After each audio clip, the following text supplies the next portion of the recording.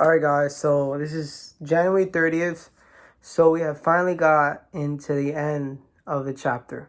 So this is the final book or the final chapter of the roads, or the road, and it's called Eden Isle. So let's get started. I'm at Baywater now. There's a playground, Little Hands. It's kind of old and beat down, much like my car. But I guess when you're a kid, you don't notice the small things that can take the moment away. I always had a fascination for willow trees, especially the ones in the south. There's something ancient about it. It's like the trees hold memories that if only allowed to speak, it would tell tales of old.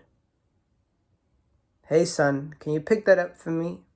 the elderly lady said softly. She was an old-fashioned lady. She had a white pearl necklace and earrings. She had a nice purple sweatshirt and a church-like skirt, and her skin looked as warm as chocolate milk.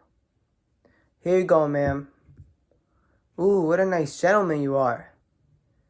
But you don't sound like you're from around here." I don't know why I didn't lie, but I looked at her hazel eyes and told her, "I'm from Arizona. I'm just retracing the steps of my mama's life. I guess you can say I'm in a healing journey." "Well, son, come on, we're already late." "Huh?" I was confused, but she grabbed me with her fragile hands, felt as if I pulled back I would have taken her arm and more. She took me to this purple church, wooden boards and white stoop. "Sorry, ma'am, I don't do churches." "Boy, don't be silly. Come on in." This generation talking about healing this and healing that, but they don't want the healer.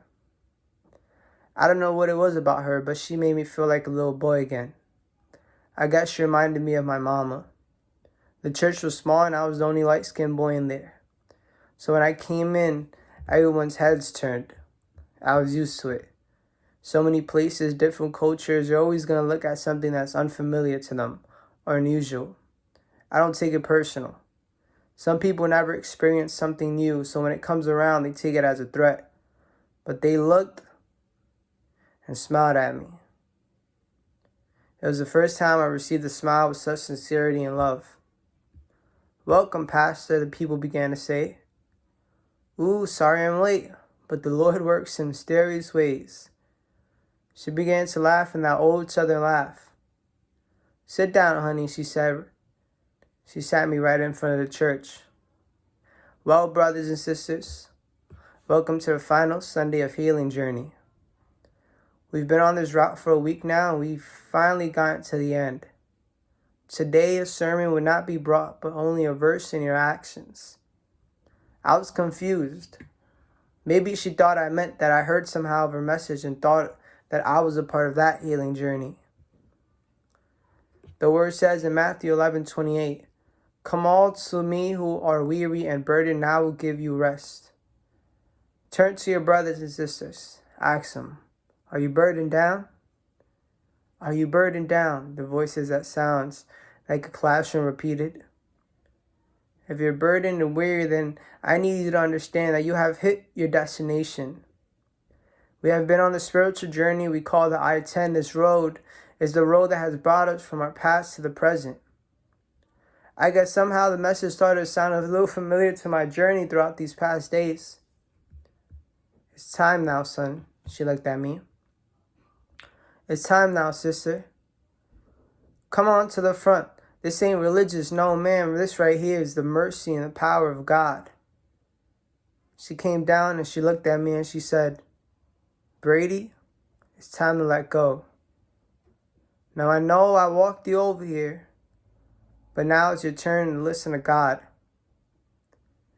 I don't know what came over me. Before I knew it, tears had filled up my eyes and I began to bawl.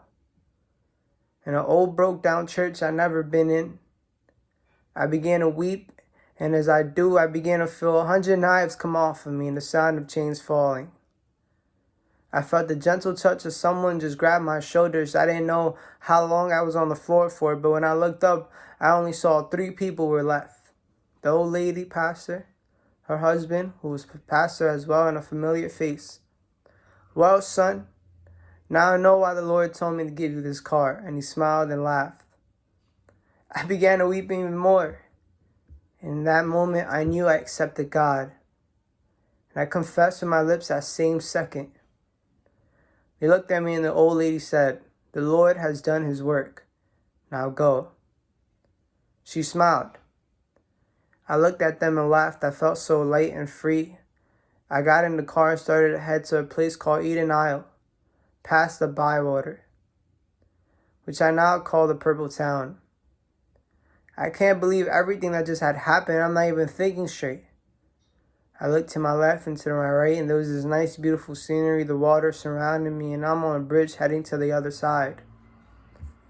I'm not sure what happened. Before I knew it, I was in midair, falling straight into the water. The sunset was closing on the water, and I closed my eyes, trying to hold on to the image of the sun. And I knew in that moment that the Lord has done his work. The end.